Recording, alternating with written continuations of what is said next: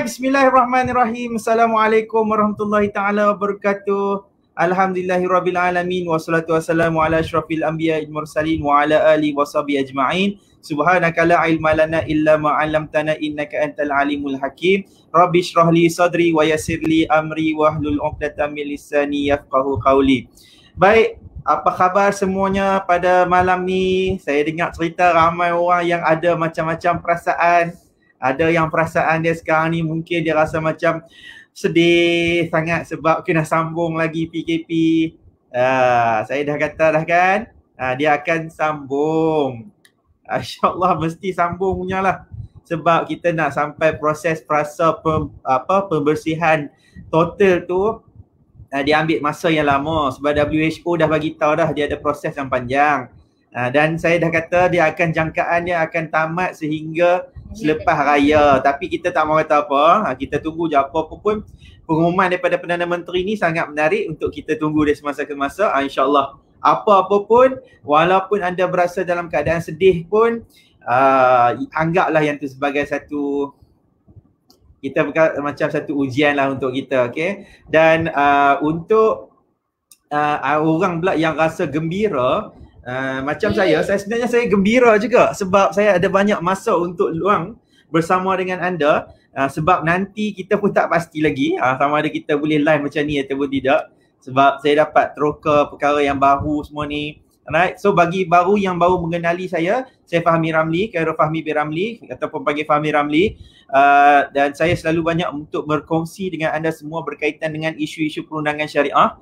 Dan insya-Allah kita dah hari ni hari yang kedua lah kan, saya dah invite kawan-kawan rakan bijaksana peguam yang lain untuk berkongsi pandangan tentang isu-isu yang menarik untuk kita bagi maklumat kepada anda, kerana anda adalah keutamaan kami untuk membantu supaya anda dapat faham dan apa tindakan yang terbaik untuk anda lakukan, khasnya dalam isu-isu kekeluargaan. Alright, so hari ni tanpa buang masa, kita ada isu yang berkaitan dengan hak jagaan anak, yang mana hak jagaan anak ni adalah merupakan isu yang sangat-sangat banyak yang berlaku ketika ini di dalam masa tempoh musim PKP ni.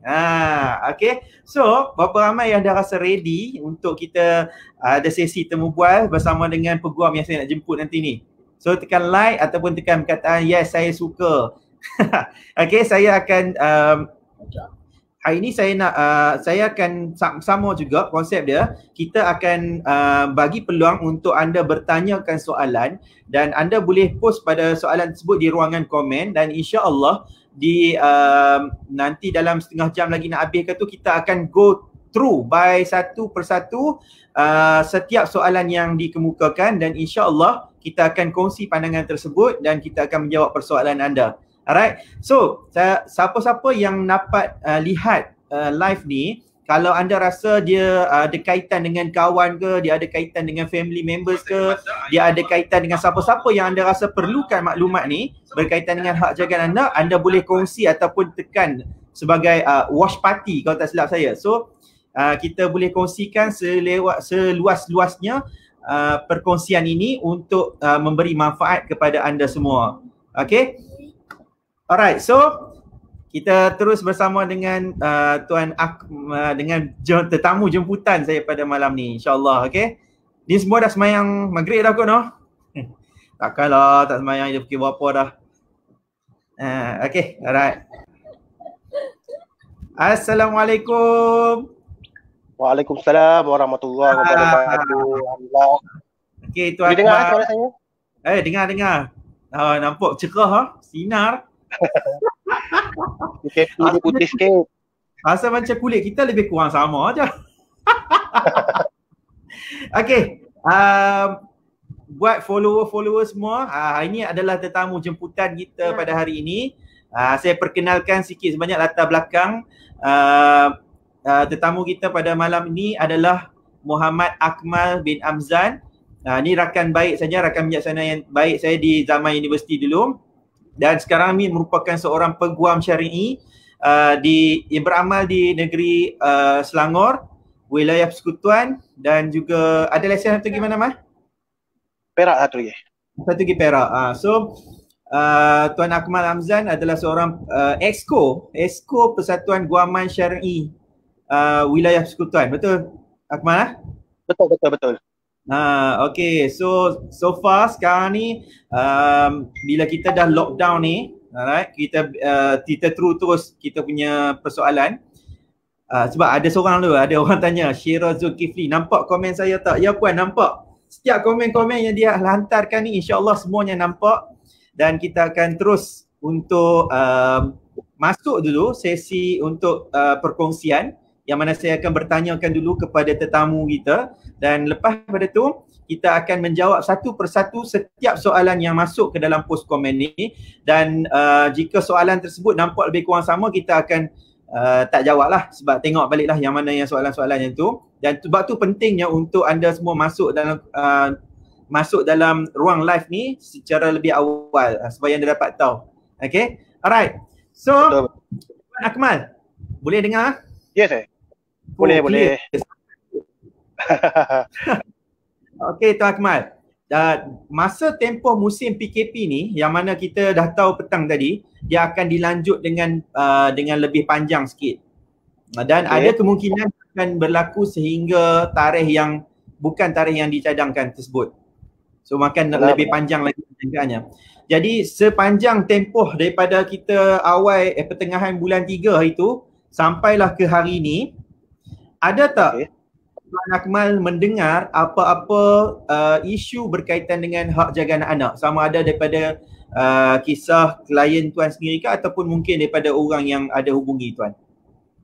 Okey, bismillahirrahmanirrahim. Assalamualaikum warahmatullahi wabarakatuh. Okey, sebelum tu saya perkenalkan diri saya Muhammad Akmal bin Hamzan. Okey, saya berbalik kepada soalan yang diajukan oleh Tuan Fahmi tadi berkenaan dengan adakah terdapatnya panggilan telefon ataupun respon daripada mana-mana anak guam lah maksudnya, betul kan? Betul. Okey, secara jujurnya lah saya nyatakan bahawa saya ada menerima 2 panggilan telefon daripada anak guam saya berkenaan dengan hak jagaan anak yang sedang berlaku sekarang ni. Yang mananya kita telah pun selesaikan satu kes ex parte hak jagaan anak, dan sekarang dalam tempoh prosedur untuk hak jagaan kekal. Okey. Namun saya mendapat panggilan telefon daripada anak gua berkenaan dengan macam mana pembahagian lawatan anak tersebut dalam tempoh PKP tersebut ni. Okey, apa yang saya boleh sharekan adalah kita merujuk kepada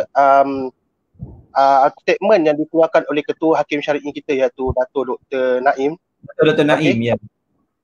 Okey, dia ada mengeluarkan satu statement dalam JKSM punya laman web, yang mana dia meminta kepada pihak-pihak, iaitu ibu atau Akmal, ada orang tanya JKSM tu apa dia?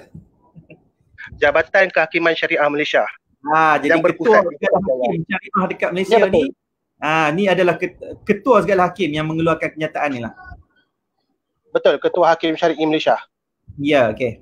Okey. Dia ada mengeluarkan satu kita panggil bukan statement lah, tapi keterangan berkenaan dengan diharap kepada pihak-pihak iaitu ibu dan bapa ni dalam tempoh PKP tersebut hendaklah kalau boleh berbincang dan juga bertoleransi lah kalau boleh. Sebab kita tahu dalam tempoh PKP sekarang ni memang kita tak boleh nak jalankan apa-apa prosedur ataupun giliran yang telah pun dikeluarkan oleh pihak mahkamah sebelum ni. Betul. Seperti dalam kes saya, seperti saya nyatakan tadi, kami dah dapatkan satu perintah interim hak jagaan anak. Dan sekarang ni dalam tempoh untuk mendapatkan hak jagaan kekal. Okey. So, interim tu kita dah adakan giliran untuk anak tu pada ibu bila, pada bapa bila. Namun sekarang ni pihak-pihak memang tak dapat nak menjalankan lah benda tu. Betul. So sebaiknya nasihat saya kita berbincang terlebih dahulu macam mana. Kalau macam contoh lah Akmal, kalau macam ada perbincangan lah, sekarang ni ada anak yang duduk dengan ibu, yang mana kita tahu tempoh PKP ni dia ada banyak roadblock dan kerajaan pun tak galakkan untuk orang-orang keluar daripada rumah, especially orang yang ada mudah untuk terdedah dengan penyakit lah kan. Jadi maksudnya dalam hal ni adalah anak lah. Jadi apa yang perlu dibuat oleh anda kata si bapa sepatutnya untuk nak mendapatkan akses dia Kalau macam contoh anak duduk dengan ibu dan sepatutnya apa akses yang terbaik sepatutnya bapa tu pertimbangkan? Okey, ini menurut pada pandangan saya Ya. Okey, pandangan peribadi saya. Dalam kes saya tadi, iaitu di mana pihak anak, pihak kami dapat kepada bapa lah, iaitu anak kawan saya bapa. Okey. So sekarang ni pihak kami mohon kepada siapa penjaga anak tersebut untuk cuba bertoleransi ataupun berbincang dengan pihak satu lagi. Okey, iaitu pihak lagi tu pihak yang tak dapat jagaan buat masa sekarang lah.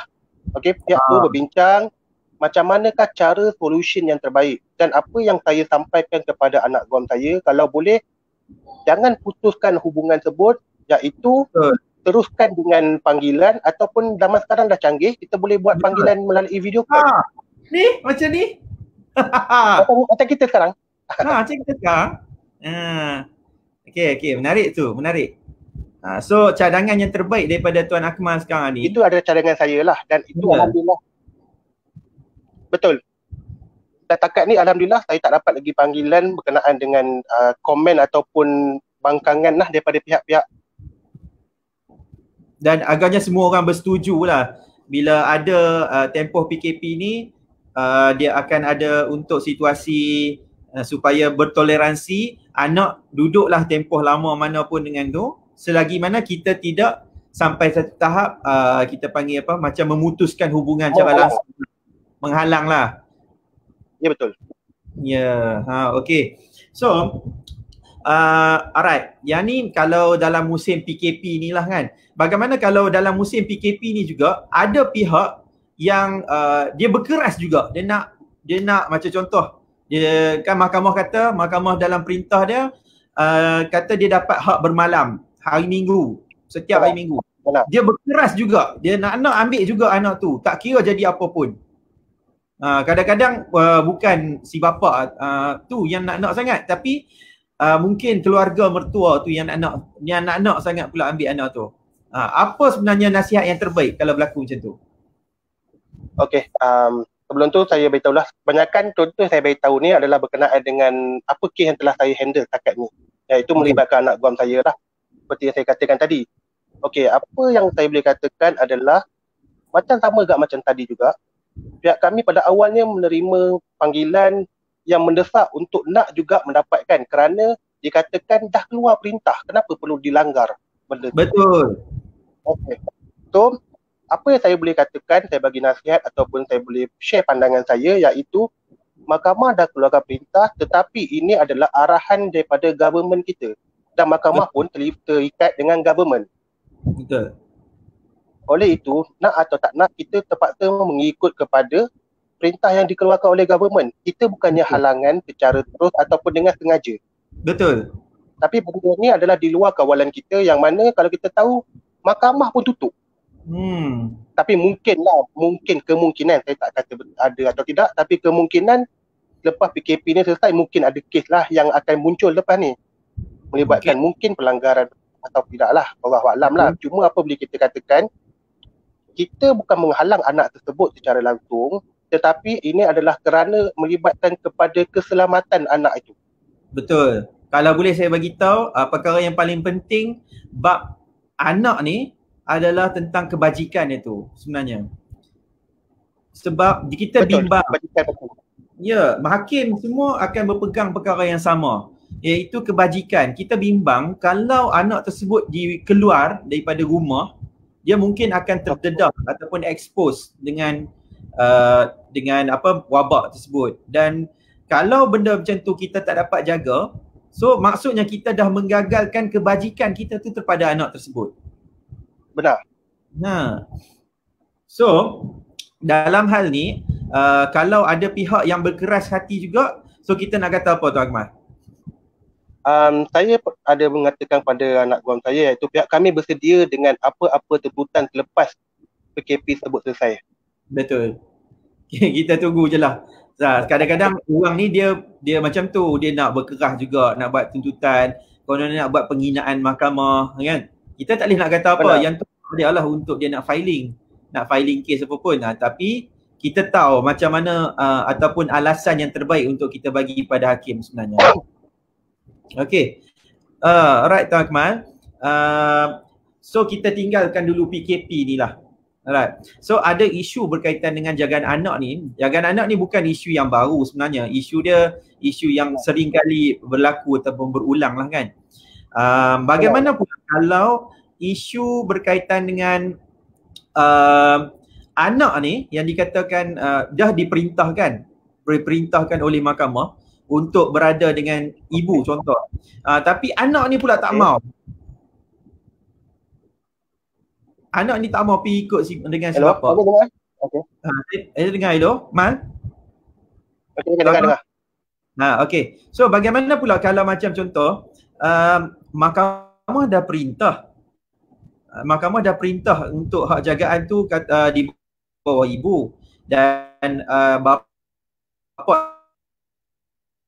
anak ni tak mau ikut pun perintah sebut, si anak ni yang tak mau pergi.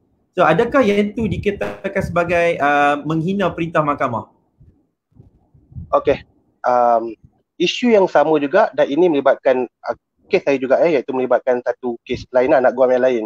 Yang mana ibu telah pun mendapat satu perintah ni pada 2 atau 3 tahun yang lepas. Dan anak-anak tersebut berada bersama dengan si ibu dalam tempoh tersebut. And then kemudiannya apabila anak tu berada di pada pihak bapa sekarang ni lah, kita panggil pihak bapa lah. Okey. Tiba-tiba anak tu dah tak nak berada di bawah ibu tu sekarang ni. So apa yang boleh kami buat adalah selalunya kami akan jelaskan kepada anak guam bahawa anak tersebut dipulangkan dulu dahulu buat sementara kepada pihak yang mendapat perintah. Okey. Kemudiannya sekiranya benar anak tu nak duduk di bawah si bapa, kami cadangkan untuk dibuat ataupun dibuka satu tuntutan ubah perintah hak jagaan anak atas alasan atas kemahuan anak-anak lah. Okey, Tuan Akmal, ada pihak yang macam dia dah bercerai, suami dengan isteri dah bercerai, jadi dia orang ni dia tak nak naik mahkamah. Ya, dia tak nak naik mahkamah untuk berebut jaga anak. So dia orang buat macam persetujuan sama-sama lah. Kira tak mau bertikai pun tak payah naik mahkamah. Jadi adakah yang tu perkara yang terbaik ataupun wajar? Sepanjang pengalaman saya, okey, saya cerita ni berdasarkan pengalaman sajalah ya. Saya share pengalaman saya yang mana saya yakin dan percaya di luar sana ramai golongan yang macam ni. Okey, cuma kita tak katakan benda tu salah. Tapi sebaik-baiknya kita cadangkan sekiranya ada perjanjian di antara pihak-pihak yang mana pada asalnya tidak mahu ke mahkamah kerana mungkin ada atas faktor kata buang masa atau buang duit lah. Bahawa alam lah benda tu. Okey. So diorang selesai sama sendiri sahaja di luar mahkamah. Okey, sekarang ni apa yang saya boleh nyatakan ataupun atas nasihat saya, seeloknya sekiranya benar berlakunya perjanjian bersama tersebut yang mana tak ada langsung pertelingkahan di antara pihak-pihak, sebaiknya pergi ke mahkamah untuk mendapatkan perjanjian secara baik. Kalau boleh, sebab apa? Ya saya. Sebab apa kita risaukan di kemudian hari, kita tak tahu apa yang berlaku di kemudian hari. Akan berlaku rebutan ataupun tiba-tiba seorang pihak ni dapat pegang anak dan tak bagi-bagi dah. So benda ni dah pun selesai pada 2-3 tahun yang lepas, dah terlalu lama, tiba-tiba baru nak buat hak jagaan anak. So seeloknya pada awalnya bila dia dah ada perjanjian ataupun persetujuan bersama, terus ke mahkamah untuk di-endorsekan kalau boleh. Ya. Ini pun satu perkara yang bagus juga untuk share dengan followers semua. Walaupun kita tahu memang ada ramai orang yang rasa macam dia orang boleh betul ansur sebenarnya suami dengan bekas suami dengan bekas isteri ni memang tak ada masalah. Cuma persediaan kita tu sebenarnya dia lebih kurang sama macam cerita-cerita kita sebelum ni. Cuma apa yang paling saya nak tekankan adalah perjanjian sama ada dalam bentuk lisan ataupun tulisan, kalau perkara tersebut tak dikategorikan sebagai perintah, siapa yang nak kuat kuasakan benda tu kalau berlaku pelanggaran? Especially perkara ni Tuan Akmal, betul kan? Kalau salah betul kan perkara macam ni selalu berlaku kepada orang-orang yang dia rasa macam persetujuan macam tu, dia buat perjanjian bertulis sendiri ataupun dia habis yang bagus sikit pun nampak dia buat surat akuan dan kemudian cop suruh jadi sumpah. Biasa dengar macam tu Tuan Akmal? Betul. Jadi siapa yang nak saya ada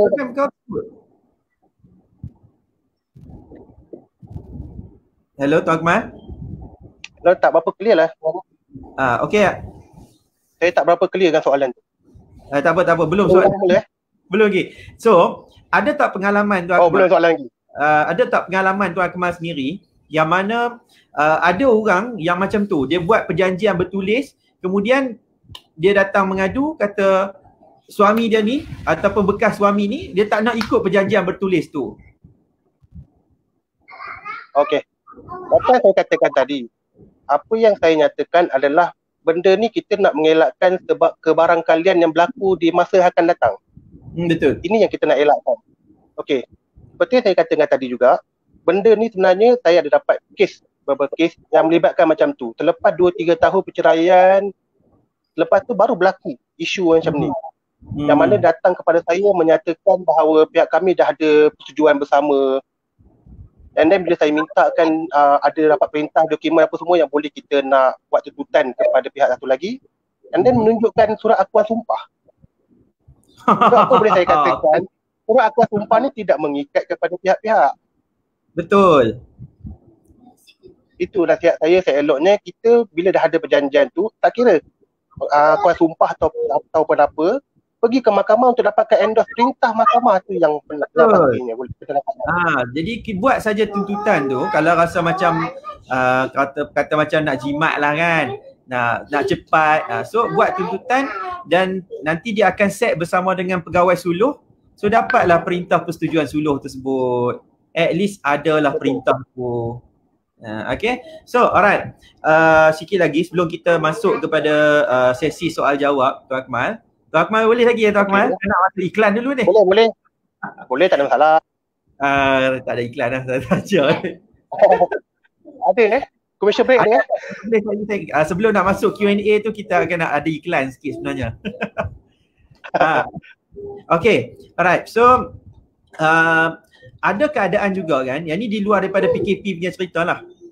Ada keadaan yang mana si bapa ni dia tak peduli tentang isu anak kecil yang yang dia nak ambil juga sekurang-kurangnya dapat hak bermalam, sedangkan anak tu terlalu kecil untuk nak dibawa bersama dengan dia. Okey. Sekarang ni kalau melibatkan isu macam tu, kalau melibatkan pada keadaan macam tu, kita kena refer balik kepada peruntukan undang-undang dan juga hukum syarak yang terdapat dalam negara kita lah. Iaitu yang pertamanya dalam undang-undang pun saya banyak kes kepada wilayah Persekutuan Kuala Lumpur, tu saya akan refer kepada wilayah Persekutuan Kuala Lumpur lah. Okey. Kita dalam Seksyen 81 kalau tak salah saya dah menyatakan anak tu macam mana sekalipun memang di bawah ibu. Betul. Dia takkan pergi ke orang lain kecuali dia akan pergi pada ibu. Lepas ibu siapa? Ibu kepada ibu, iaitu nenek kepada anak tersebut. Kemudian barulah si bapa. Itu kita kena tahu. Proses pertama sekali kita kena tahu siapakah orang yang berkelayakan terlebih dahulu. Oh, ada orang kelayakan. Ya, betul. Okey. Alright, Tuan Akmal, bagi tahu pada follower kita ni, ranking ambil 5 yang top lah. Kita ambil 5 yang top, siapa yang layak untuk dapat jagaan anak ni? Yang pertama. Okey, yang pertamanya kita first kali tak semestinya lah memang kepada ibu. Okey. Alright. Yang kedua. Yang keduanya ibu kepada ibu. Okey. Iaitu ibu kepada ni lah, iaitu nenek lah. Nenek lah. Okey, yang ketiga adalah baru kepada bapa. Baru kepada bapa. Okey. Yang keempatnya nenek. Yang keempatnya nenek sebelah bapa. Nenek sebelah bapa. Okey. Maksudnya ibu kepada si bapa ni lah kan? Ya, betul. Okey. Yang kelima.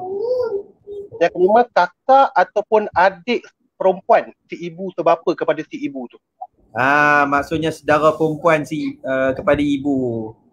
Kalau anak ni panggil dia tu makcik dia lah, makcik sebelah mak dia tu kan. Okey. Cukuplah takat 5 ranking tu je. Kalau nak cerita ni panjang ranking tu sebenarnya. Benar, tu ada banyak ni, 12 sebenarnya. Kat mana ranking yang kita nak tahu tu, nak tengok tu? Kalau dalam peruntukan undang-undang kita boleh tengok dalam Seksyen 81, ingat saya. Seksyen 81. Atau undang-undang keluarga Islam. atau guna keluarga Islam, dan bagi negeri-negeri lain ni dia adalah di bawah enactment negeri-negeri, tapi kebanyakannya seluruh Malaysia semua lebih kurang sama sahaja ranking dia tu, tak pernah ada perbezaan lah. Benar. Betul Tuan Akmal? Betul. Okay, alright. Satu lagi soalan daripada saya juga Tuan Akmal. Ada keadaan yang mana si bapa ni dia nak ambil anak tu, jagaan di bawah dia, disebabkan isteri ni bekas isteri ni dah berkahwin dengan lelaki yang lain. Adakah yang tu menjadi syarat automatik untuk si bapa ni dapat jagaan anak tersebut? Okey, kalau kita lihat kepada protokol undang-undang yang mana hak jagaan seorang itu hilang kepada ibunya. Okey. Dengar saya? Boleh. Okey. Memang dalam ikutkan banyakkan kes yang saya hadapi adalah apabila si ibu tersebut berkahwin lain, maka si bapa ni akan mohon kepada mahkamah untuk mengambil anak tersebut. Ini apa yang saya punya pengalaman lah, experience saya sepanjang di mahkamah syariah. Tapi walau bagaimanapun, kita nak katakan itu syarat automatik pun tak boleh juga sebenarnya, sebab yang pertama sekali mahkamah akan melihat kepada faktor kebajikan anak tu dulu. Kebajikan. Siapa yang lebih terjaga? So apa ciri-ciri kebajikan yang mahkamah nak kita tahu? Okey, selalunya mahkamah akan melihat kepada faktor keselamatan anak tersebut. Keselamatan. Okey. Yang keduanya mahkamah akan tengok pada environment kawasan persekitaran anak-anak tu membesar. Macam mana? Maksudnya kawasan, yang ketiga, maksudnya macam mana tu Akmal? Kawasan rumah yang sama ada kawasan tu, dia memang relate dengan yang tadilah keselamatan, iaitu adakah kawasan tersebut menjamin keselamatan anak-anak tersebut. So kalau kawasan tu kita kategori sebagai black area contoh itu, so tak selamat macam tu lah. Selalunya kita akan ambil kira macam tu lah. And then yang ketiganya mahkamah akan ambil kira pada faktor pembelajaran dia. Macam mana? Pembelajaran macam mana tu Akmal? Sebab saya ada kes mana saya handle, mahkamah menyatakan sama adakah anak tersebut berada di bawah jagaan dia ni, si pihak satu lagi ni, pembelajaran dia terjejas ataupun tidak. Pembelajaran terjejas ataupun tidak. Bukan maksudnya macam berapa dekat dengan sekolah tu tak penting lah. Itu bagi saya itu bukannya antara faktor utama lah. Okay. So yang paling pentingnya berkaitan dengan macam pembelajaran itu lah. Kalau sebelum ni dapat A matematik, lepas tu pindah dekat bapa dapat D. Contoh yang tu nampak macam terjejas teruk lah. Betul kan Tuan Akmal?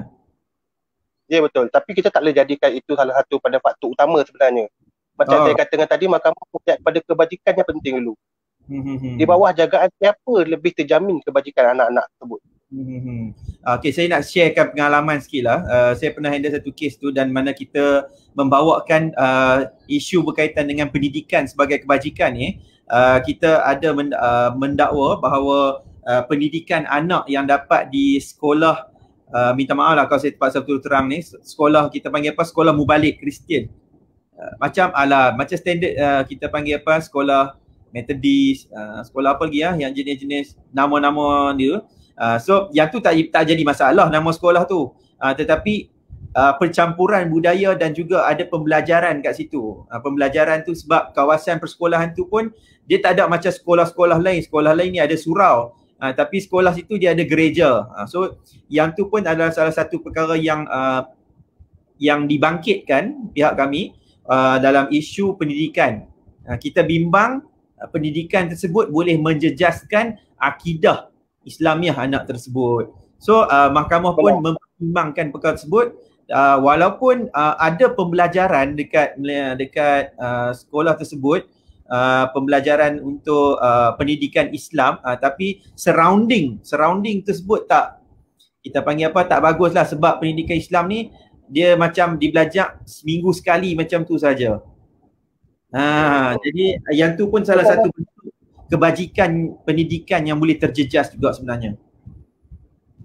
Okey. Alright. Capai dah, kita dah 30 minit dah siaran. Okey.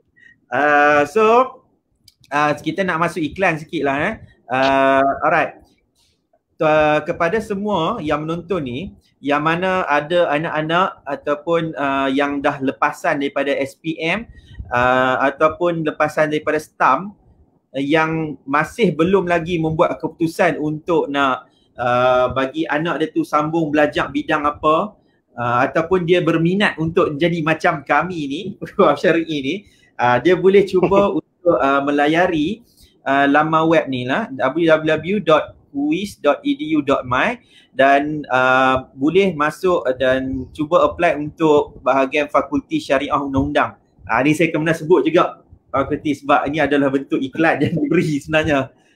Okay, so boleh cuba untuk tengok, dan saya galakkan untuk anda semua yang mana menonton ni, yang ada anak yang berminat untuk menceburi bidang guaman, boleh cuba untuk apply belajar sebagai pelajar sarjana muda syariah dengan undang-undang. Sekarang ni Tuan Akmal, kita punya tempat tu dah ada 2 dah. Kalau dulu dia ada degree syariah undang-undang, sekarang ni dia dah ada satu lagi dah. Okay. Degree syariah dan ekonomi. Wah, sebab dah lama tak masuk kuis ni. Sebab dah ada banyak graduan kita yang bekerja di bahagian halal, ada yang bahagian untuk sektor-sektor makanan. So dan juga ada juga yang di bahagian perbankan. Jadi dia nampak keperluan ke arah macam tu. So kebanyakan syariah compliance ni dah banyak dah berlaku. Sebab tu kita diwujudkan satu lagi sarjana muda syariah yang diberi nama syariah ekonomi, dan kalau kebanyakannya adalah syariah undang-undang. Sebab syariah undang-undang ni adalah memang core kepada fakulti ni lah. Dan kita punya produk pun banyak dah menjadi seorang peguam, ada yang jadi hakim, ada yang menjadi pendakwa, ada yang apa lagi Tuan Akmal? Saya pun tak ingat dah, ada lagi. PTD pun ada kan? Pegawai takbir diplomatik pun ada juga dah. Okay, so itu je lah iklannya. Iklan sebut sendiri saja, tak ada lagi video. Kita complete video. Boleh, tak ada masalah. Alright, jom kita jawab soalan satu persatu daripada kita punya follower yang menonton malam ni. Saya nampak Puan Nurul Jannah Abdul Razak. Okay, salam semua. Ni kita kena show, boleh tunjuk macam ni. Gitu. Okay. Salam semua warga KRT. Warga KRT apa ni? Kelab Rumah Tangga. Salam semua warga KRT, suami isteri bekerja. Gaji isteri lebih dari suami. Suami tidak pernah ulur pada isteri duit nafkah, tapi ada sesekali beli barang dapur. Suami tak pernah cakap, nah ni duit nafkah saya bagi kat awak untuk bulan ni. Keperluan isteri seperti pakaian dan keperluan diri, isteri beli dengan duit sendiri. Berdosa tak suami dalam situasi macam ni? Allahu Akbar. Jadi bab dosa dan pahala Tuan Akmal. Saya copy paste. Menyebabkan pahala ni terbuka. Okey, jadi saya bukan kalau bagi pandangan apa dia Tuan Akmal? Okay. Kalau ikutkan soalan ni, seelok ni diajukan pada sesi pagi tadi sebenarnya. Kaki saya. Tapi tak ada masalah, saya insyaAllah saya boleh jawab. Okey, bagi saya lah, sebab pihak kami ada bangkitkan isu seperti ini di Mahkamah Syariah sebelum ni. Yang mana adakah sama duit yang diberikan oleh suami untuk kegunaan perbelanjaan rumah dengan duit nafkah isteri? Maksudnya adakah sama tanggungjawab suami dengan nafkah yang dibagi tu? Adakah dua benda yang sama atau berbeza? Dan apa yang boleh saya katakan, setiap hakim ni kan dia berbeza pendapat. Betul. Hakim pun berbeza pendapat. Ada hakim menyatakan duit yang diberi kepada keperluan beli barang rumah adalah tanggungjawab dia. Manakala duit nafkah adalah duit yang berbeza. So senang cerita, berdosa lah. Sebab kalau tanggungjawab, jadi kita tak ditunaikan, berdosa lah. Dalam bab ni kalau boleh kita tanyalah bab apa yang patut dibuat dalam sudut praktikal perundangan, yang kalau yang tu yang lebih membantu untuk semua orang sebenarnya. Okay, alright. Kita pergi kepada soalan seterusnya. Puan Haida Hood. Yang ni follower bagus juga ni. Daripada pagi tadi pun ada juga. Okey, Puan Haida Hood. Assalamualaikum, selamat malam Tuan. Waalaikumsalam, selamat malam juga. Kalau pasal hak jagaan anak dapat pada saya, tetapi bekas suami dia tak pernah datang ambil. Selalu yang datang ambil bapa atau ibu dia. Maksudnya bekas ibu and bapa mentua lah. Dalam perintah tu ada nama saya and bekas suami. Boleh ke saya serah pada wakil dia? Tu soalannya. Menarik soalan ni. Maksudnya Benar. orang yang tak ada nama dalam perintah tu. Betul. Okey, benda macam ni pun bagi saya, benda macam ni pun kebanyakan dia berlaku di dalam perintah mahkamah. Iaitu kebiasaan dia, apa yang saya boleh nampakkan, kalau orang yang menggunakan khidmat guaman, kami selalunya akan memasukkan satu term iaitu pihak-pihak ataupun wakil dibenarkan ataupun tidak dibenarkan. Hanya pihak-pihak sahaja. Tetapi dalam isu soalan puan ni tadi, saya tak tahu sama ada dalam perintah tersebut dinyatakan wakil dibenarkan ambil atau tidak. Saya rasa saya rasa tak ada yang tu. Okey, berdasarkan soalan tadi pun saya berpendapat tiada. Iaitu hanya ada nama Puan Haida Hood dan juga pihak suami saja. Oleh itu bagi saya di sini pun dia lebih kepada toleransi, sama ada pihak yang dapat perintah iaitu Puan ingin membenarkan kepada wakil untuk mengambil ataupun tidak, itu terpulang pada Puan. Bagi saya atas peri kemanusiaan mungkin Puan benarkanlah. Tapi kalau Puan tak benarkan pun bagi saya Puan tak ada masalah. Sebab dalam perintah tak ada menyatakan pihak wakil dibenarkan ambil. Jadi tak dikira sebagai melanggar perintah dan perkara tu atas, kalau Puan tak benarkan. Betul, ataupun dia atas lebih pada peri kemanusiaan ataupun budi bicara ibu tu sebenarnya. Sebab bila kita dah diperintahkan mendapat hak jagaan, tapi orang yang lain yang tak ada nama dalam perkara tersebut, dia tak boleh simply passing dekat orang lain macam tu saja. Walaupun orang tu kita kenal. So atas kuasa kita, budi bicara kita, peri kemanusiaan kita. Macam tu Tuan Kamal Betul. Okay. Alright. So soalan seterusnya daripada Cik Hanafi Muhammad. Banyak persoalan hukum yang kita dengar, yang ni bukan kawan kita lah. Ini tu orang lain, Hanafi lain. Okay, pakai blazer nampak macam peguam juga ni. Lain ke? Banyak persoalan hukum yang kita dengar tentang penganiayaan wanita dalam perkahwinan dan tindakan yang perlu dibuat. Soalannya, bagaimana pula jika si suami dianiaya oleh pasangannya? Apa tindakan yang boleh dibuat untuk mendapat keadilan?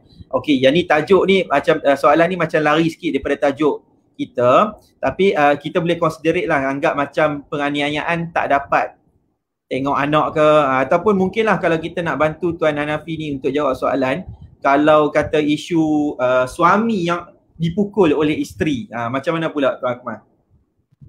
Okey, berdasarkan pada soalan tadi Tuan Hanafi Muhammad Okey, sekarang ni soalan dia pun bersifat terlalu umum lah bagi saya. So saya pun menjawab secara umum, iaitu yang mana sekiranya kita tengok di dalam undang-undang kita pun banyak menyatakan kepada wanita, pembelaan kepada wanita yang dianiaya. Dan amat kurang untuk kita melihat kepada lelaki yang dianiaya dia.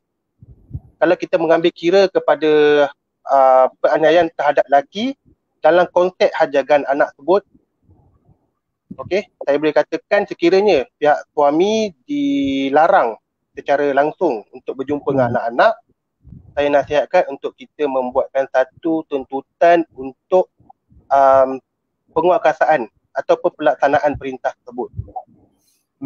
Yang ni dalam konteks hak jagaan anak, kalau betul. Si bapa ni macam merasa teraniaya sebab tak dapat melawat, tak dapat akses untuk berjumpa dengan anak, so dia boleh buat penguatkuasaan perintah. Betul. Betul Dan sekiranya masih lagi dilanggar, kita boleh buat kepada tuntutan komitel, iaitu pemenjaraan. Tapi bagi saya ini terlalu tinggi lagi lah level dia. Peringkat yang ketiga lah kan. Peringkat yang pertama hak jagaan, peringkat kedua penguatkuasaan, peringkat ketiga baru komitel, notis tunjuk sebab pelanggaran perintah mahkamah. Kenapa mahkamah tak perlu menghantarkan notis untuk dihantar ke penjara, macam itulah kan? Ya betul. So yang ni semua dia ada 3 peringkat lah. Contoh kalau untuk jagaan anak ni, first hak jagaan, siapa yang perlu dapat hak jagaan dan hak melawat. Yang kedua, kalau ada berlaku pelanggaran, dia kena buat penguatkuasaan dulu. Yang ketiga ni baru masuk pada peringkat untuk committal. Kalau ramai orang yang tak tahu tentang committal ni benda apa, committal ni maksudnya penjara. Perintah untuk dipenjarakan. Okay. So Tuan Hafiz, kami harap soalan ni dapat telah dijawab oleh pihak kami.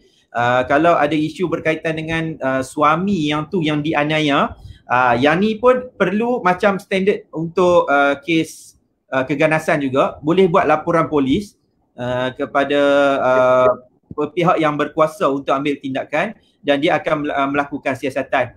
Andai kata macam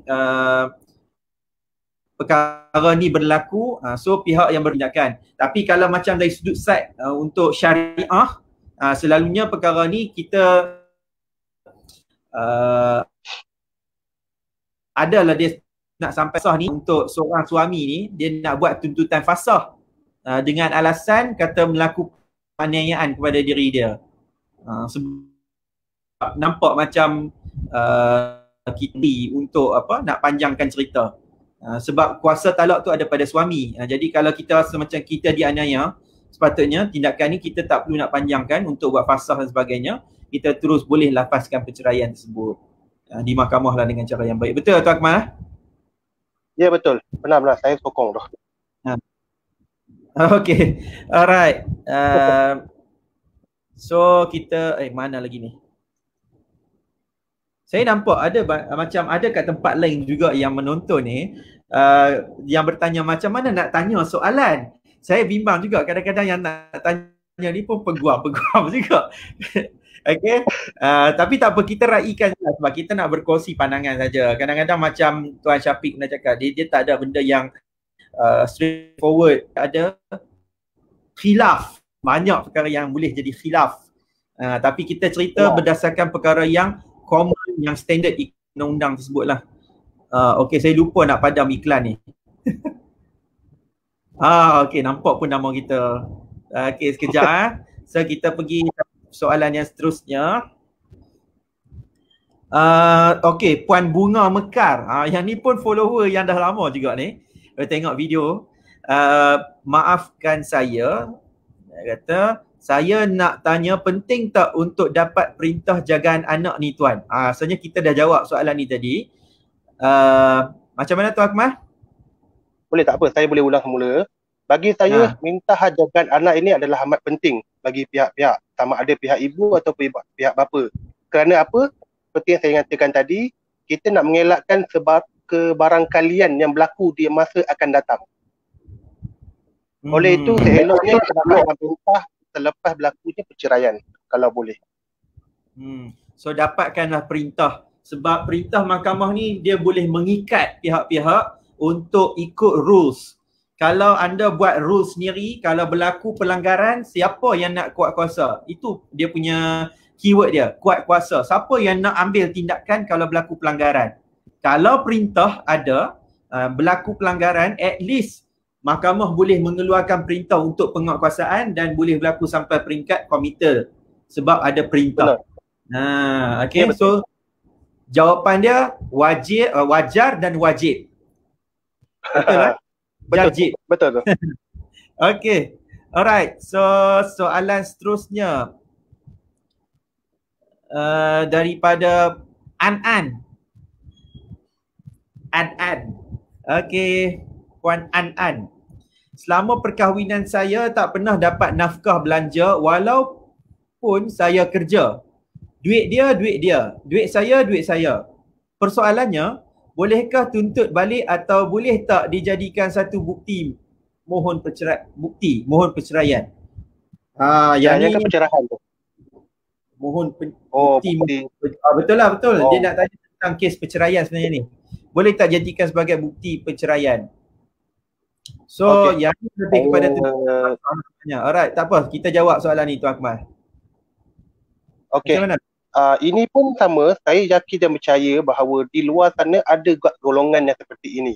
Saya tak menafikan golongan seperti ini. Yang mana disebabkan awak bekerja, awak ada duit, maka duit awak, duit saya. Itu kita tak menafikan, memang akan ada golongan seperti itu.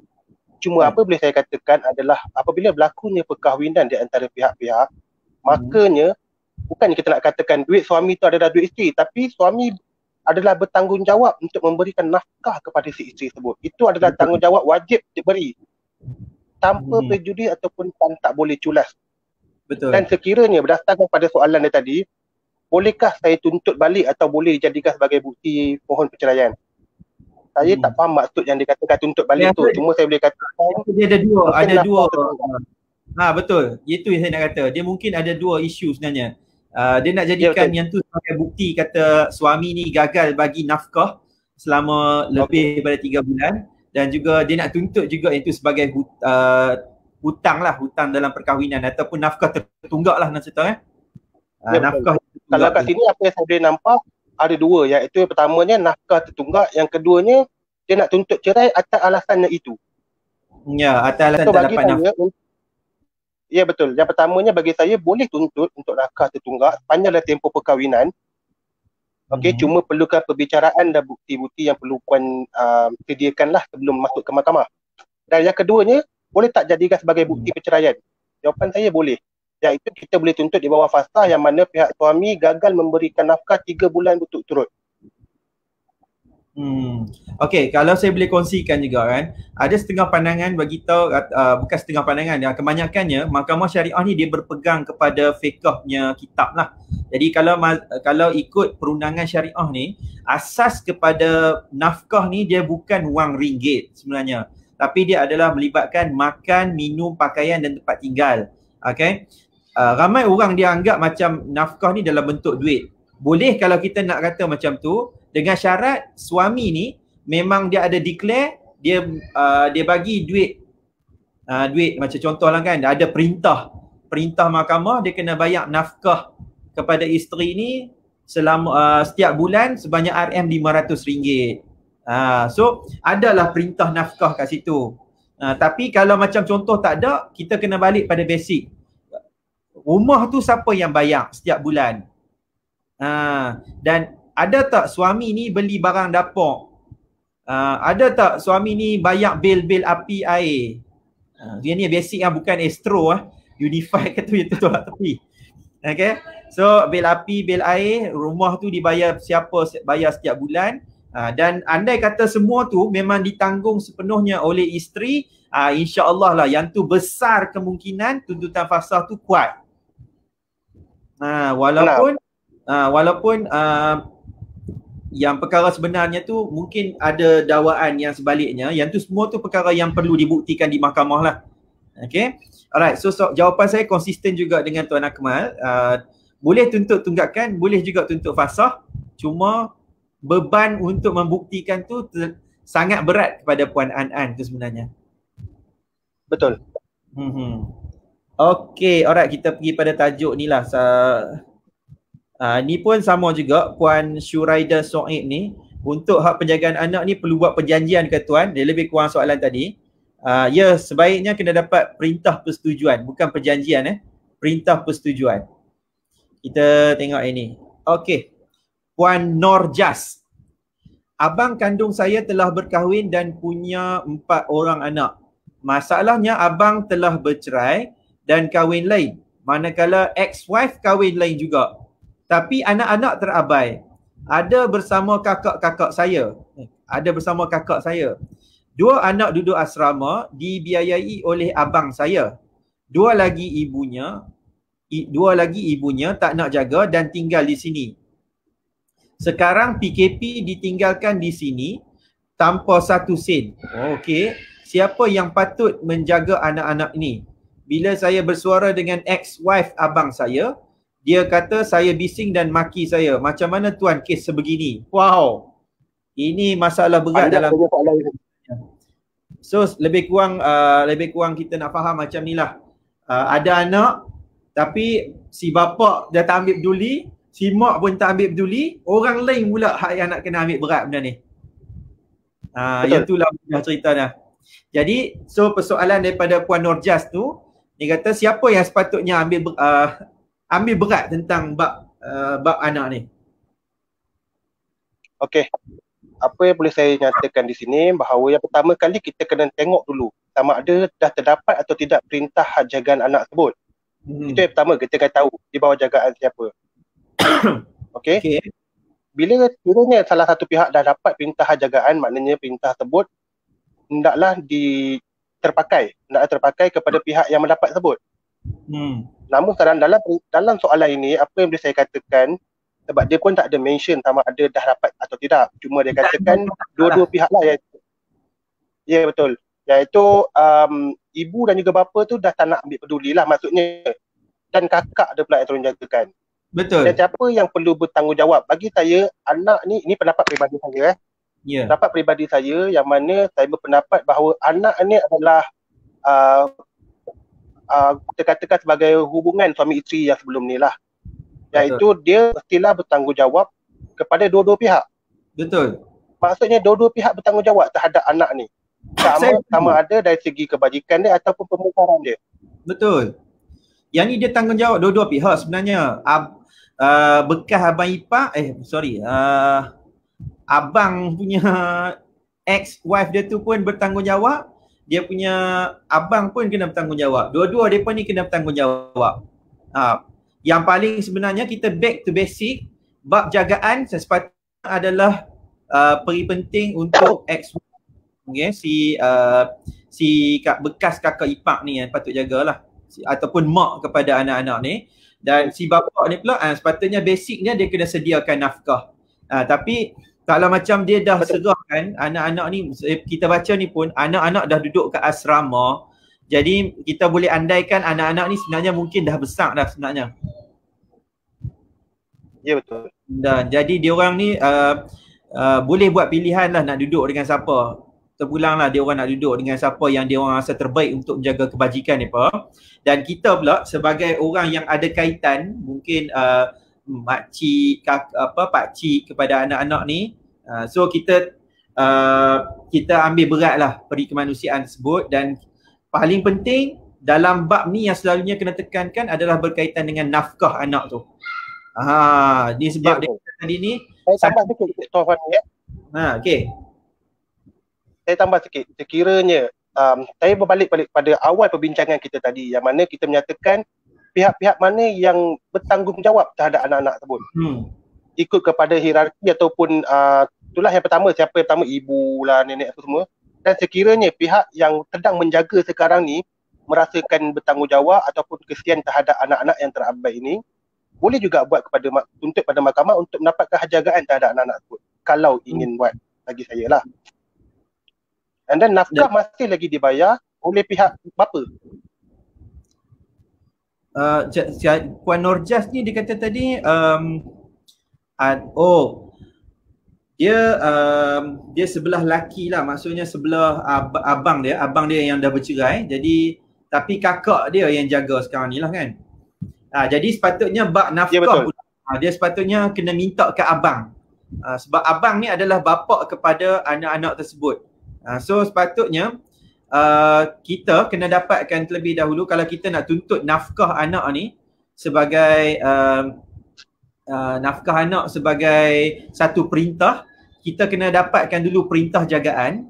Kalau boleh saya sarankan pada Puan Nurjas dan family, dapatkan perintah jagaan dan kemudian boleh tuntut untuk nafkah anak. Ataupun mungkin cara yang terbaiknya adalah dengan mendapatkan perintah ad litem, penjaga ad litem kalau anak ni masih kecil. Sebab dia masih lagi tak boleh berupaya untuk nak buat tuntutan nafkah tersebut. Okay. Alright, so kami harap Puan Nurjas dapat faham apa yang kami terangkan ni. Alright, Puan Nur Azimah Nordin. Yang ni pun saya rasa tadi ada juga ni. Saya seronok lah follower yang sentiasa lagi bersama dengan saya ni. Okay, saya nak tanya, kalau masih dalam proses perceraian, suami datang ambil anak 19 hari bulan, sepatutnya hujung bulan janji nak hantar balik anak. Tapi sampai sekarang masih belum hantar. Kalau saya nak pergi ambil anak, adakah saya perlu pergi buat report polis dulu? Okey. Ini mungkin dia ada kaitan dengan PKP ni sebenarnya. Ya betul. Ini kalau kita lihat kepada soalan ini, saya nampak kita sekarang Puan apa tadi? Puan Nur Azimah Nordin. Azimah Nordin. Okay. Dia mungkin terhalang oleh disebabkan PKP. Betul. Ini apa yang saya boleh katakan lah. Cuma sekiranya puan sekarang ni pun masih dah tempoh perceraian. And then belum lagi dalam proses hak jagaan anak. Betul. Bagi saya kalau puan nak ambil anak tersebut, cadangan saya seeloknya cuba pergi ke balai polis, dapatkan nasihat balai polis macam mana. Sebab kita nak ambil anak tersebut. Betul. Dia sebab basic, sekarang ni kita terikat dengan PKP. Betul, kita terikat dengan PKP sekarang ni. Yang tu yang mungkin ada masalah besar lah untuk puan sebenarnya. Dan Akmal tolong repeat balik apa yang dikatakan oleh Ketua Hakim kita, Ketua Hakim Syari'i Malaysia. Okey, Ketua Hakim Syari'i kita iaitu Datuk Dr. Naim Mokhtar, ingat saya, ada menyatakan bahawa sepanjang dalam tempoh PKP ini, pihak JKSM mengharapkan terdapatnya toleransi di antara pihak-pihak. Dalam isu hak jagaan anak tersebut. So maksudnya kita bertolak ansur. Sama-sama lah salah ansur lah. Betul. Sebab kita sekarang ni kita kena tahu dalam bab anak ni, anak adalah subject matter. So bab subject matter ni maksudnya kita kena fikirkan tentang diri dia tu yang akan menjadi perantara yang nak kena keluar tu. Kalau anak ni pun dah cukup, kalaulah sekarang sekolah pun tutup sebab takut berbahaya, apatah lagi lah kita nak biarkan dia orang ni travel. Melainkan lah, tak tahulah, melainkan rumah dekat-dekat tak apalah. Ini kalau rumah jauh-jauh, seorang duduk dekat Perlis, seorang duduk dekat Penang, contoh. Jenuh. Berapa banyak roadblock nak kena lalu. Sehari tidak silap lagi, setiap satu tu kena compound. Tambah-tambah sekarang ni dalam kereta, kalau sekarang ni lalu, tengok-tengok ada 2-3 orang dalam satu kereta, siap. Dia kalau nak tengok pun hanya ketua-ketua sahaja boleh keluar. Itu pun nak beli, ada sebab nak beli barang. Tapi kalau selain daripada tu, dia akan membebankan diri kita juga sebenarnya. Apa-apa pun yang terbaik, bertolak ansur sekejap dalam tempoh PKP ni. Nanti selepas pada tu, bincang balik, kata hang dah jaga lama dah ni. Bagi aku pula jaga lama. Berapa hari hang jaga ni, bagi aku juga jaga macam tu. Okey? Ya, betul. Itu yang terbaiknya. Sebab ini anak, bukannya benda, bukannya barang nak bagi nak bagi main pasing-pasing. Okey, alright. Tapi kita faham, apa-apa pun sebenarnya kita faham tentang perasaan ibu yang dipisahkan daripada bapa tu dalam bab jaga anak. Kami sebagai peguam syari'i ni pun manusia juga. Kami faham apa yang berlaku, situasi yang dinamakan sebagai perasaan seorang ibu tu bila berpisah dengan anak. Cuma dalam keadaan yang macam ni, kita kena bayangkan tentang kesihatan anak tu juga sebenarnya. Yang tu paling penting lah dalam hal sekarang ni. Dan kita kena fikir juga keselamatan duit poket kita. Lagi kita tak faham, kena tahan dengan polis lagi ni. 1,000 boleh buat macam-macam. Okay, alright. Terima kasih pada yang bertanya dan harap terjawablah ya. So kita harap dapat terjawablah Puan Nur Azimah Nordin. Puan Syuraida Soib juga tadi ni, selepas berpisah tak buat apa pun perjanjian, boleh lagi ke buat akan datang? Akmal. Perjanjian berkenaan dengan hak jaga anak ke? Asalnya bagi saya, okey, dia sekarang ni perjanjian tu dia tak semestinya selepas berpisah terus ada. Maksudnya bagi saya, kalau dah berpisah, seeloknya buat terus perjanjian bersama. Kalau tak ada isu tak ada isu berbangkit di antara pihak-pihak, boleh buat draft ataupun tak buat apa-apa saja, pergi ke Mahkamah Syariah, masuk majlis ulu dan boleh endorse terus di situ. Mahkamah Tinggi Syariah. Ya betul, Mahkamah Tinggi Syariah. Sebab anak di bawah bidang kuasa Mahkamah Tinggi Syariah. Ya. Kalau macam dekat Kuala Lumpur tu, kalau cakap kat Kuala Lumpur tu okeylah satu bangunan. Tapi kalau dekat negeri Selangor, kalau dekat negeri Selangor macam mana? Di Selangor di Mahkamah Tinggi Shah Alam. So jalan lah. Di hadapan Menteri Negeri. Ya betul. So macam kalau dekat tempat lain macam tu lah. Kalau dekat Kedah hak bercerai tu katalah bercerai cara elok dan nak buat persetujuan jagaan anak tu cara elok, buat draft macam tu, ataupun kita buat tuntutan dulu, tuntutan jagaan anak tu dekat Mahkamah Tinggi Syariah Anak Bukit. Walaupun orang tu duduk kat Kulim ke, dekat Baling ke, tu semua dekat Anak Bukit.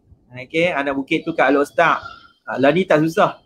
Jadi kena naik trainnya, train turun tu memang stesen Anak Bukit. Ya, nak bagi tahu tu. Kalau macam dekat Penang, dekat Mahkamah Tinggi Syariah Batu Gantung. Apa-apa pun kalau ada persetujuan, perjanjian, kalau tak buat lagi boleh buat. Bila-bila pun boleh buat. Kalau sekarang ni tak ada isu, bagus buat sekarang. Tapi nanti kalau ada isu baru nak buat, tak guna dah perjanjian-perjanjian apa ni. Betul. Mesti akan ada perbicaraan juga nanti ni. Okey, soalan seterusnya. Cik Dah. Kepudah. Saya nak tanya, bolehkah saya buat tuntutan hak saya bila bekas suami dapat duit bersara? Yang ni pun terlalu umum. Hak. Okey, tapi tak apalah. Ya, Akmal, apa hak yang dia boleh dapat seorang wanita? Kita anggaplah selepas perceraian lah. Okey, kita kena tahu dulu. Kita balik pada basic dulu. Apa hak-hak wanita selepas perceraian berlaku? Kita kena tahu benda tu. Okey, yang pertamanya hak nafkah edah dia terlebih dahulu. Itu yang pertama, nafkah edah. Okey. Yang keduanya, dia boleh juga tuntut, kiranya ada anak dia boleh tuntut nafkah anak ataupun nafkah tertunggak lah yang lama. Alright. Yang ketiganya, kiranya ada harta sepercarian, boleh tuntut juga kepada harta sepercarian. Duit bersara boleh tuntut sebagai harta sepercarian tu Akmal? Duit pencen Duit pencen seingat saya tak boleh lah. Saya tak pasti tapi saya rasa tak boleh. Ya tu pun saya setuju, memang tak boleh macam tu. Sebab dia sama macam duit KWSP juga. KWSP pun tak boleh. Betul, sebab dia sebelah pihak sahaja. So kita andaikan, tapi macam ni lah. Persoalan Cik Dah ni, dia lebih kepada tuntutan berkaitan dengan duit. Kita ada nanti sesi yang lain, tajuk yang lain berkaitan dengan tuntutan selepas perceraian. Especially macam berkaitan dengan mut'ah ke nafkah edah. InsyaAllah kita akan sampai sesi tu. Tapi saya minta Puan Cik Dah ni untuk tengok nanti sesi yang lain pula. Okay, dengan panel, mungkin panel yang sama ataupun panel yang lain. Okay, alright. Puan Syamila Alisha. Tu Akmal okey lagi setakat ni? Boleh lagi. Kita ramai pula yang tanya. Menarik. Oh, ramai orang berminat. Dia pun suka tengok Petronas tu sebenarnya.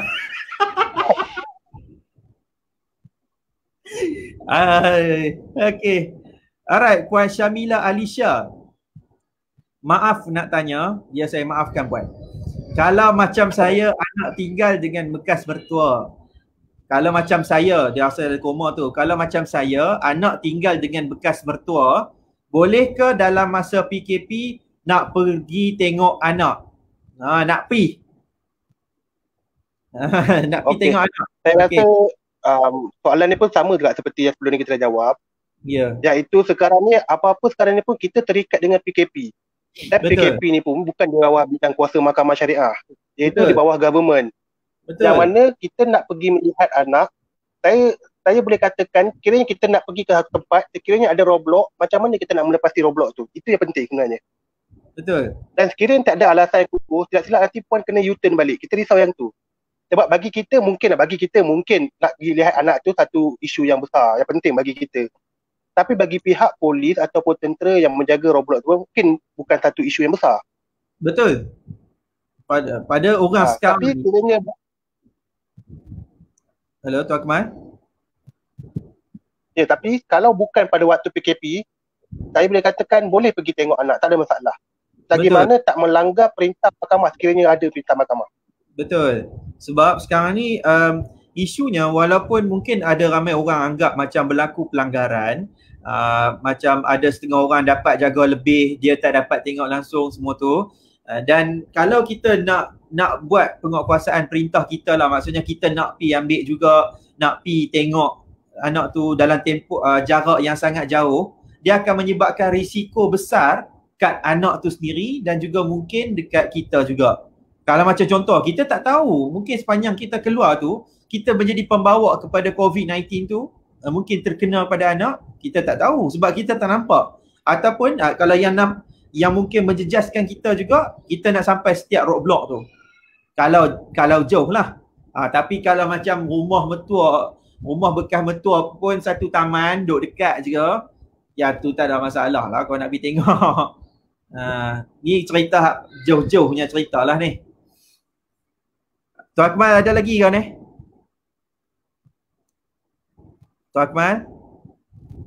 Sangkut dah? Macam sangkut sikit Fahmi. Pakai internet jiran ke? Dia macam berkumpul sikit. Internet sendiri. Internet sendiri ya? Okay. Hello, dengar? Boleh. Okay. So Puan Syamila Alisha, kami harap dapat menjawab lah. Cuma apa yang penting sekarang ni, saya faham kesabaran tu yang merupakan perkara yang paling penting sekarang ni. Kesabaran yang tinggi sikit lah. So at least lah kalau tak dapat berjumpa pun, kalau kita tak boleh nak pergi ambil anak dalam tempoh PKP ni, at least biarlah kita dapat video call. Macam kami call sekarang ni, saya dekat Kedah, dekat KL. So jauh. Tapi rasa macam dekat. Itulah. Okay tuan Dekat tapi jauh. Dekat tapi jauh. Okay, ni Puan Amalina Henna Arts. Oh, dia buat inai. Okay, Puan Amalina. Saya nak bertanya, macam suami tak kerja selama setahun lebih tak bekerja, bolehkah saya tuntut nak nafkah anak kecil saya selama setahun 2 bulan? Okey, suami dah tak kerja. Dah setahun lebih tak kerja, Akmal.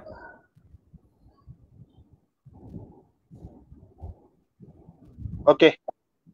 Hello, dengar? Hello. Okey, dengar. Okey. Soalan daripada Puan Amalina Henna Art ni, iaitu suami tak bekerja selama setahun. Setahun lebih. Dan nak tuntut anak untuk anak yang berumur setahun 2 bulan, betul? Dia tuntut nafkah lah, nak tuntut nafkah, tapi dia tak, suami tak kerja setahun lebih. Macam mana dia nak bayar duit nafkah tu kalau dia tuntut? Tapi anak tu umur setahun 2 bulan. Tak kisah, anak tu memang maksudnya dia nak bagi tahu anak ni kecil. Jadi anak ni perlukan pembiayaan lah, nak beli pampers, nak beli susu semua tu. Tapi si bapa ni tak bekerja. Dah setahun lebih tak kerja, jadi tak ada pendapatan. Betul. Isu ni bagi saya isu yang menarik.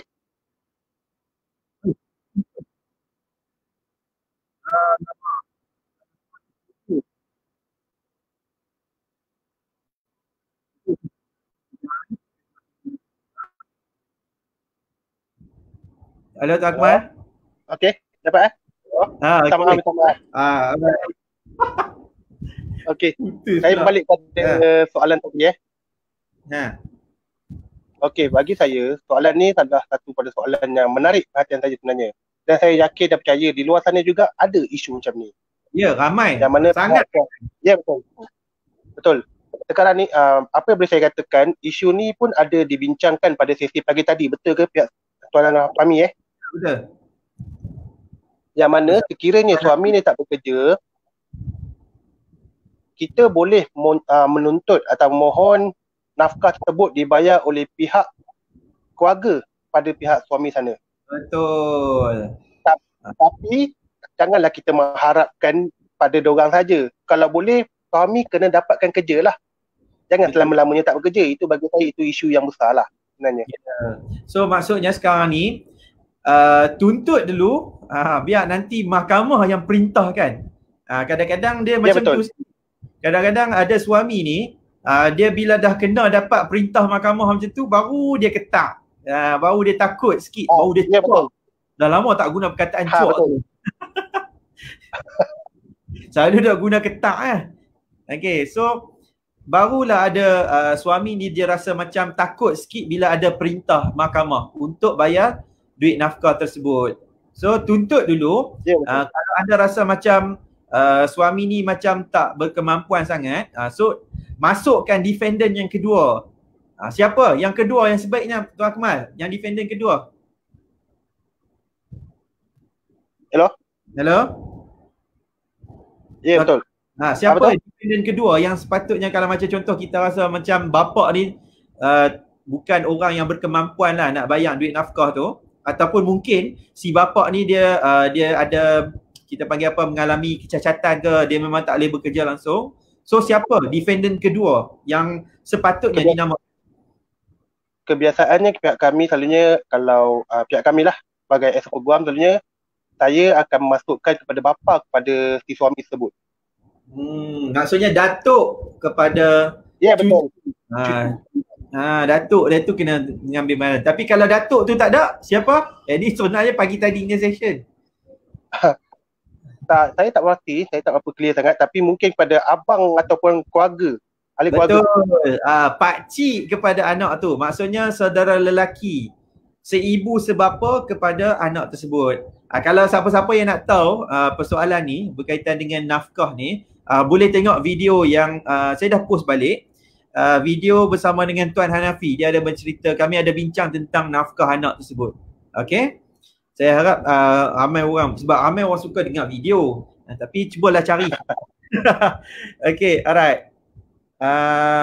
Tapi terima kasih pada Puan Amalina Hennaas yang tanya. Oh, okey, ada tambah pula. Cinta Iris. Oh, nama. Okey, Puan Cinta Iris. Saya berpisah dengan bekas suami dan sudah berkahwin lain. Sebelum berkahwin, saya setuju anak atau dengan bekas suami. Saya setuju anak atau dengan bekas suami. Atas kot, no? Tapi bekas boleh lah. Tapi bekas suami letak anak-anak bersama bekas mertua.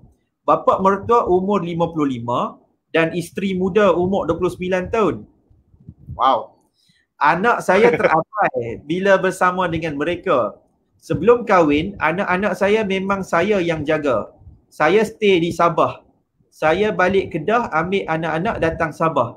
Sebab belum ada hitam putih mahkamah. Tapi bila anak ada dengan saya, dia tak nak bagi nafkah, siap blok nombor. Saya nak tanya, macam mana saya nak buat kot ni? Dia terputus setakat ni saja. Okey, saya faham. Kita faham. Tak apa, daripada soalan tu pun kita dah boleh faham dah. Betul.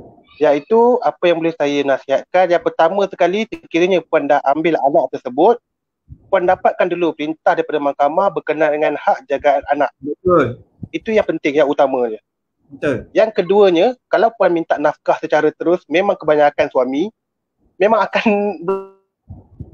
dia memang akan blok lah. Sangkut lah dah Tuan Akmal. Hello? Okey. Ya, suami memang kebanyakan memang akan blok. Nampak? Betul. Dia akan lari. So kalau puan minta secara direct, memang takkan dapat. So seeloknya puan kena melalui prosedur mahkamah, iaitu turun ke mahkamah dan mendapatkan perintah berapakah jumlah nafkah anak tersebut. Dan betul. Apabila telah dapat perintah tersebut, puan hendaklah serahkan perintah tersebut kepada pihak suami. Betul. Bagi dia menjalankan perintah mahkamah. Betul. Kalau saya boleh suggest lah kepada Puan Cinta Iris, andai katalah blok dan kita pun tak tahu dia ada dekat mana, tapi kalau bagusnya seseorang bekas suami ni dia bekerja sebagai pegawai kerajaan ataupun pegawai swasta yang kita tahu tempat kerja tersebut, at least kita boleh cari lagi, kita boleh hantar saman ke tempat dia kerja melalui majikan ke ataupun daripada melalui HR ke. So kat situ kita mudah sikit. Tapi andai kata kalau macam dia block number dan dia pun tak bekerja dengan kerajaan ataupun mana-mana syarikat swasta, so dia buat kerja sendiri, kita tak tahu dia jejak ada dekat mana. So cuma kelebihan Puan Cinta Iris, Puan kata tadi dia ada so bapa mertua, maksudnya bapa kepada bekas suami kita ni masih ada. So kita namakan dia sahaja sebagai defendant dalam kes tuntutan nafkah anak tersebut. Betul Tuan Akmal? Betul. Dan saya tambah sikit Ya. Seperti mana saya katakan tadi, kalau puan tuntut secara terus melalui dia, memang takkan dapat. Memang susah lah, kepada kalian tu memang susah. So apabila puan buat tuntutan nafkah anak kepada mahkamah, jangan lupa masukkan satu term iaitu melalui potongan gaji kalau boleh. Kalau ada dia bekerja dapatan gaji yang tetap. Ya betul. Ya betul. Elok-elok dia begitulah. Untuk kita nak mengelakkan berlakunya pelanggaran perintah walaupun perintah dah terima. Okey, ramai orang ada isu berkaitan dengan nafkah ni sebenarnya, nafkah anak ni. Okey, tapi tak kami harap persoalan ni dapat dijawab dengan baik kepada Puan Cinta Iris. Okey. Sabar bah, boleh bah kalau kau ya. Okey, alright. Saya tengok pada soalan ini tadi pun dia dikatakan bekas suami dia adalah polis. Adakah? Oh, tak nampak pun. Kalau daripada ruangan komen tu, dia kata bekas suami adalah polis. So bagi saya eloknya boleh dapatkan perintah potongan gaji. Yang tu menarik. Kalau macam saya kata, kalau dia seorang polis, dia adalah kaki tangan kerajaan, so mudah untuk trace dia. Kita kalau macam contoh dalam saman tu, dalam penyataan tuntutan kita, kita tak tahu kat mana alamat dia duduk, at least kita namakan dekat tempat dia bekerja tu. InsyaAllah mesti sampai punya lah saman tu. Okay. Dan kaki tangan kerajaan lah yang paling takut sekali nak lari. Yang ni dia adalah satu kesilapan besar kaki tangan kerajaan nak lari daripada saman mahkamah ni sebenarnya. Okay, alright. Puan Shimahak Khan,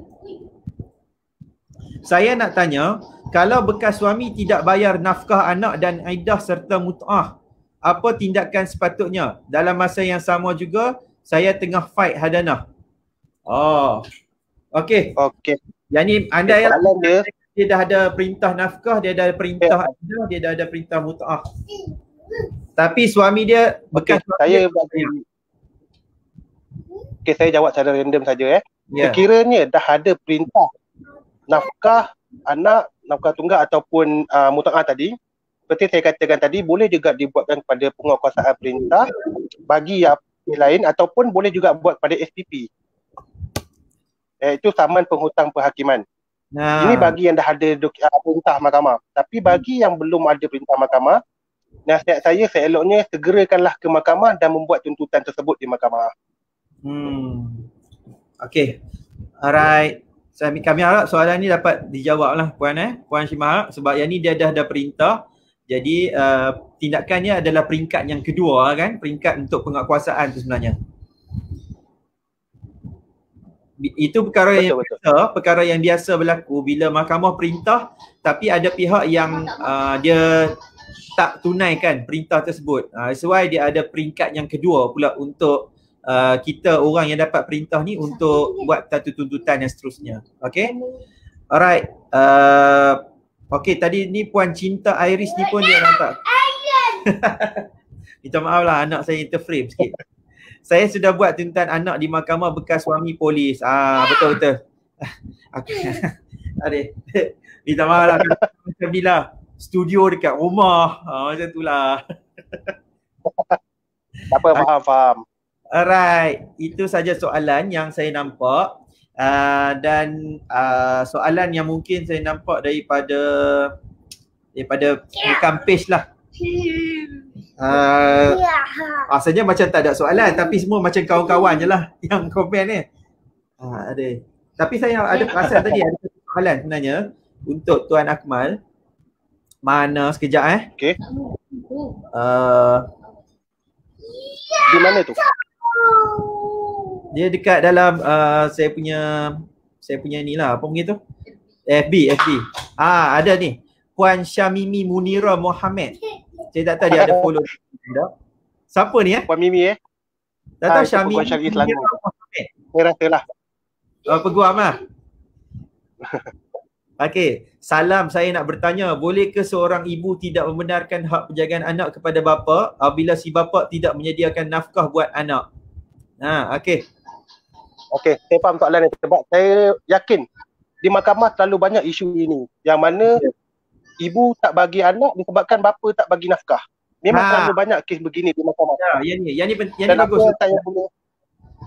Apa yang boleh saya katakan iaitu kes anak dan juga kes nafkah adalah kes yang berbeza. Oleh itu benda ni tak berkait sebenarnya. Tapi di mahkamah ramai yang membuatkan spekulasi seperti itu. Tak dapat nafkah, tak bagi nafkah tu tak boleh dapat anak. Bagi saya ini ada satu tindakan yang salah lah sebenarnya. So satu tindakan anak dah boleh nafkah. Ya betul. Tindakan anak lelaki yang lain. So tindakan yang salah daripada siapa sebenarnya Tuan Akmal? Bagi saya dua-dua pihak salah kat sini. Kerana mungkin dia tak benarkan bagi anak disebabkan tak dapat nafkah. Okey. So bagi saya, macam saya katakan tadi, dua-dua pihak bagi saya ada tindakan yang salah lah. Kerana memang terlalu banyak kes begini yang kita akan hadapi di mahkamah. Apabila alasan tak bagi anak kerana suami tak bagi nafkah. Betul. So dia mencampur aduk. Bila dibawa ke hadapan hakim pun, ya betul. Dia mencampur dibawa aduk. Di hadapan hakim pun hakim akan menegur lah benda ni. Okay. Alright. So takatlah itu saja soalan daripada kita punya follower yang menonton kita pada malam ni. Eloklah. Sekarang pun dah 1 jam 21 minit dah kita ke udara sebenarnya tanpa kita perasan. Okay. Saya pasti ramai orang yang suka dengan cerita-cerita ataupun isu yang sebegini untuk kita kongsikan, dan saya harap mungkin ada lagi lepas ni perkongsian. Mungkin lepas ni kita ada lagi perkongsian yang baik untuk kita buat perkongsian macam ni juga.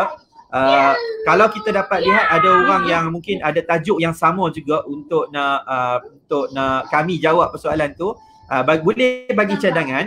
InsyaAllah anda boleh bagi cadangan dalam page saya untuk kita bawa ke udara dalam isu-isu macam ni. Dan yang paling penting, apa-apa pun isu berkaitan dengan jagaan anak ni, Tuan Akmal, dia adalah berkaitan dengan kebajikan dan toleransi sekarang ni. Ya, cerita, betul. Okay. Itu yang paling utama. So, kita kena bertoleransi lah dalam hal-hal macam ni, sebab kita tak boleh terlalu memikirkan tentang kita punya je.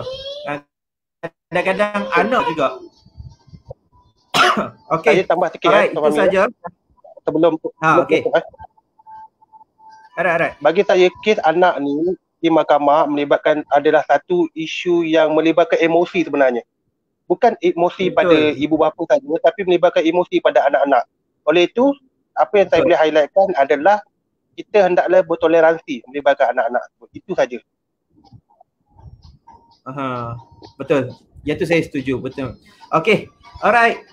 Bagi semua yang berminat untuk follow Tuan Akmal Amzan, Tuan Akmal Amzan ada page kan Tuan Akmal? Ya, ada. Akmal Amzan dan Associate.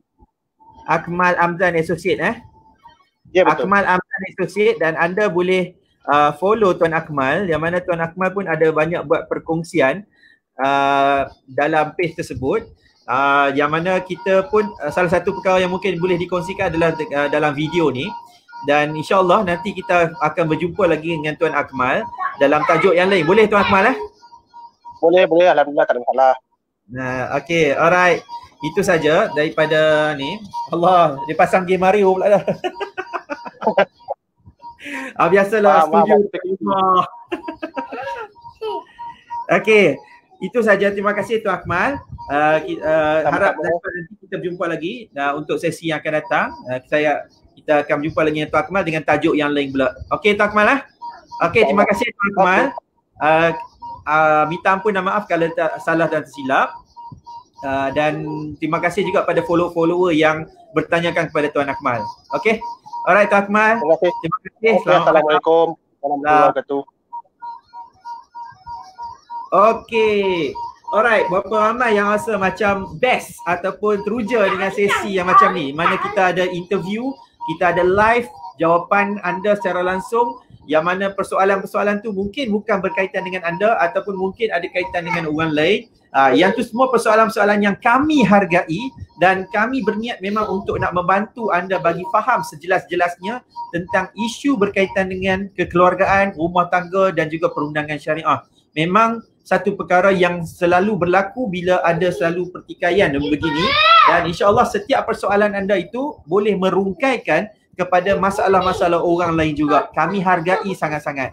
Okay, alright, itu saja daripada saya malam ini. InsyaAllah kita akan berjumpa pada esok pagi. Kita ubah tadi pada jam 8 jam 10 pagi. Esok kita, dan sehari-hari seterusnya kita akan buat pada jam 8 pagi. 8 pagi kita dah boleh terpacak dekat depan ni untuk kita bertemu pula dengan saya punya tetamu yang rare sikit, jarang sikit. Sebenarnya adalah seorang pemalu, tapi saya nak bagi dia tak malu sikit untuk bercakap. Okay, alright, itu saja.